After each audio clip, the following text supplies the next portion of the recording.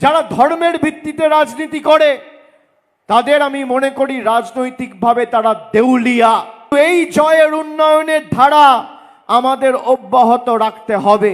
তার কারণ যে বিজেপি সংবিধান পাল্টানোর কথা বলেছিল, আজকে 240টা আসন পেয়ে সংবিধান পাল্টাতে চেষ্টা করছে এই বিজেপি। অভিন্ন দেওয়ানি বিধির কথা এরা বলেছিল যে ক্ষমতায় এলে আনবে। আমার তপশিলি মায়েরা, আদিবাসী জনজাতি মূলবাসী ভাইয়েরা শুনে রাখুন, আজ থেকে দুদিন আগে গুজরাটে অভিন্ন দেওয়ানি বিধি বিধানসভায় আনা হয়েছে।